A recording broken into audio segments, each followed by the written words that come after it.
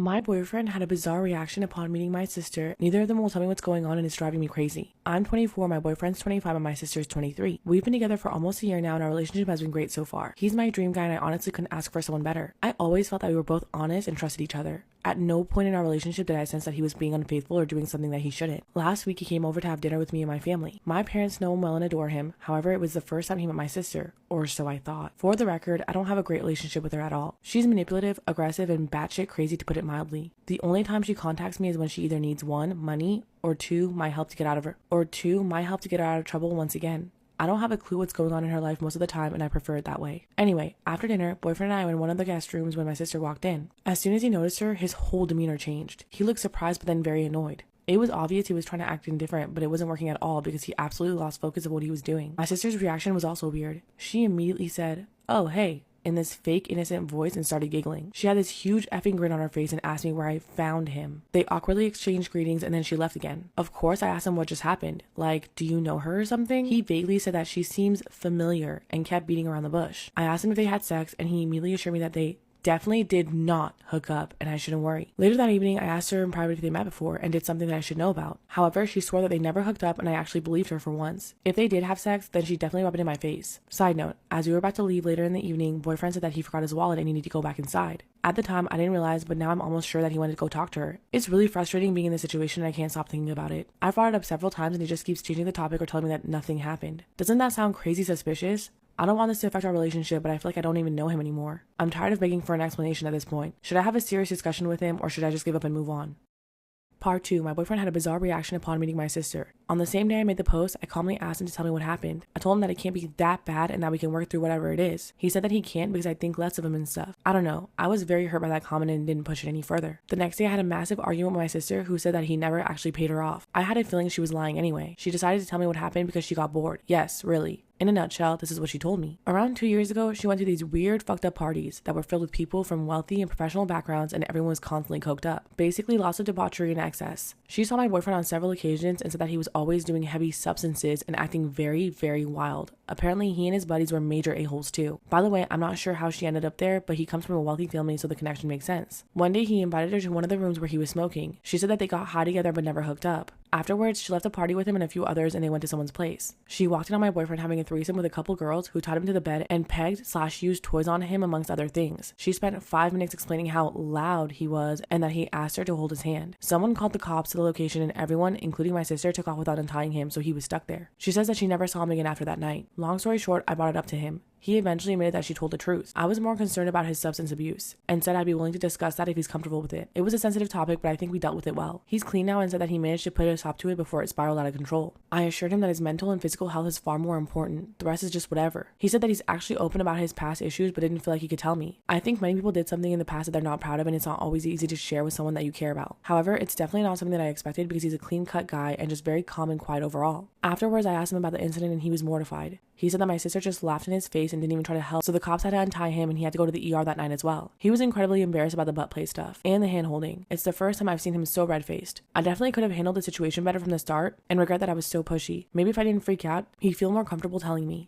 Losing feelings waiting for him to come back. My husband and I decided 6 months ago that he would not take a job in a different city, but less than a week after that, he informed me he was taking it. That meant he would be working in another city 4.5 hours away in a different state, 5 days a week, while I worked full-time and would be responsible for taking care of our 6-month-old and 2-year-old by myself during the week. For context, we talked over and over before we got married about how I wanted a partner who would be 50-50 with me if we had kids. So not only did he disregard our joint conversation, he was also going back on our vows and abandoning me with 2 young children. That's how I see it. Anyway, I went into survival mode. I have lost a noticeable amount of weight due to stress, and I even had suicidal thoughts for a bit because my world crumbled when he left. Everything I thought I knew was changing and I didn't know how to handle anything. Fast forward 6 months to now, I'm no longer feeling depressed or in complete survival mode. I finally felt comfortable asking my parents for help. They retired and moved down to my city to be closer to the grandkids, but they raised me to not rely on them, so it's been hard to ask instead of waiting for them to volunteer. Yes, more therapy, I know. And I've been able to take a few work trips and one personal trip to clear my head and gather my thoughts and actually have time to think things through. Unfortunately, I'm thinking I'm moving on from my husband. I gave him until March 2021 2024 to find a realistic way to get back to our city full time. But now I feel like I'm in a holding pattern and can't move forward because I'm waiting on yet another decision from him. And I can feel me losing love and attachment to him over time. I don't think I'll want to be his wife by next March, and I don't know what to do about that. I'm so tired by the end of the week and have work I need to catch up on due to focusing on my girls during the week that when my husband is here on weekends, I use that time for him to bond with the kids and I work.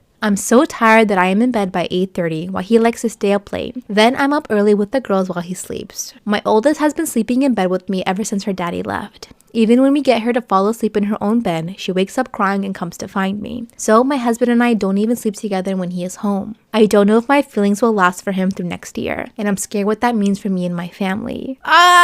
Couples therapy, couples therapy, couples therapy.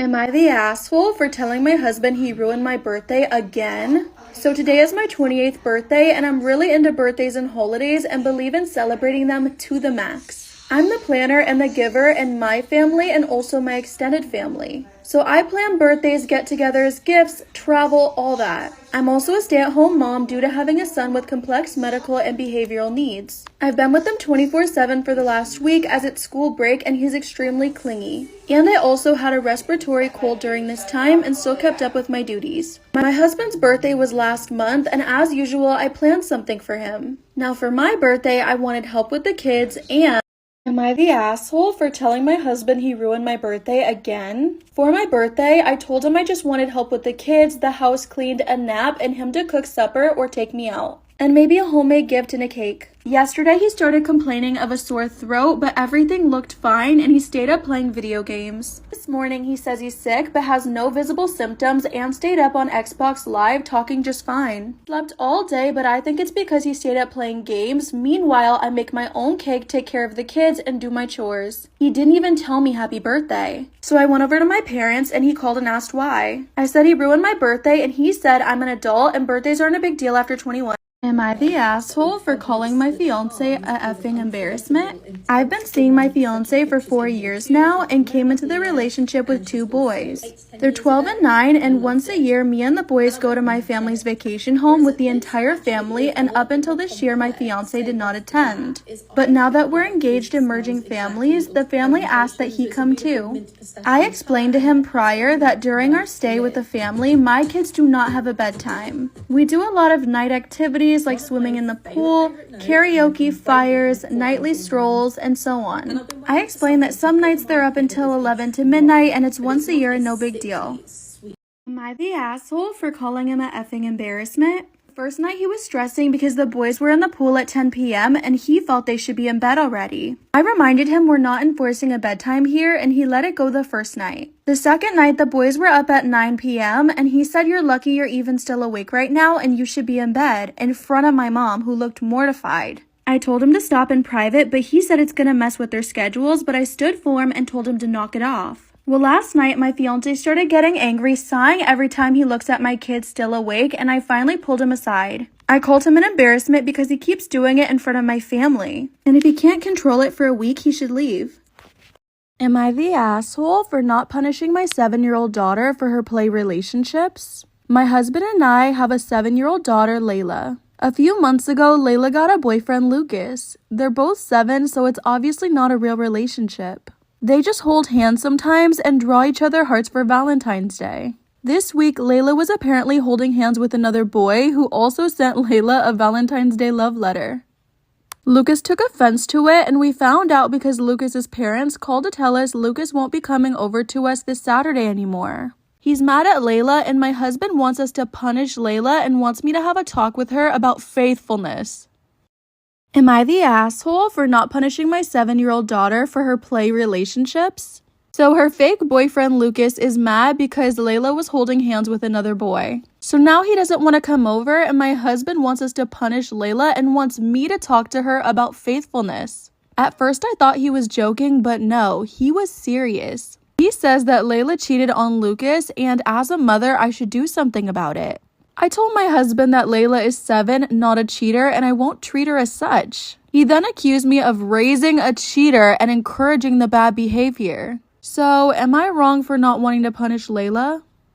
My last semester at a certain college, I was assaulted by a football player for walking where he was trying to drive. No, he was 325 pounds, I was 120 pounds. While unconscious on the ground, I lived a different life. I met a wonderful young lady. She made my heart skip and my face red. I pursued her for months and dispatched a few jerk boyfriends before I finally won her over. After 2 years, we got married and almost immediately she bore me a daughter. I had a great job and my wife didn't have to work outside of the house. When my daughter was 2, my wife bore me a son. My son was the joy of my life. I would walk into his room every morning before I left for work and doted on him and my daughter. One day, while sitting on the couch, I noticed that the perspective of the lamp was odd, like inverted. It was still in 3D, but just wrong. It was a square lamp base, red with gold trim on 4 legs and a white square shade. I was transfixed. I couldn't look away from it. I stayed up all night staring at it. The next morning I didn't go to work. Something was just not right about that lamp. I stopped eating. I left the couch only to use the bathroom at first. Soon I stopped that too and I wasn't eating or drinking. I stared at that effing lamp for 3 days before my wife got really worried. She had someone come and try to talk to me, but by this time my cognizance was breaking up and my wife was freaking out. She took our kids to her mother's house just before I had my epiphany. The lamp is not real. The house is not real. My wife, my kids, none of that is real. The last 10 years of my life are not effing real. The lamp started to grow wider and deeper. It was still inverted dimensions. It took up my entire perspective and all I could see was red. I heard voices, screams, all kinds of weird noises and I became aware of pain. A shit ton of pain. The first words I said were, "I'm missing teeth," and opened my eyes. I was laying on my back on the sidewalk surrounded by people that I didn't know. Lots were freaking out and I was completely confused. At some point a cop scooped me up, drag/walked me across the sidewalk and grass and threw me face down in the back of a cop car. I was still confused. He took me to the hospital and I got CT scans and stuff. I went through about 3 years of horrid depression. I was grieving the loss of my wife and children and dealing with the knowledge that they never existed. I was scared that I was going insane as I would cry myself to sleep hoping I would see her in my dreams. I never have, but sometimes I see my son, usually just a glimpse out of my peripheral vision. He's perpetually 5 years old and I can never hear what he says.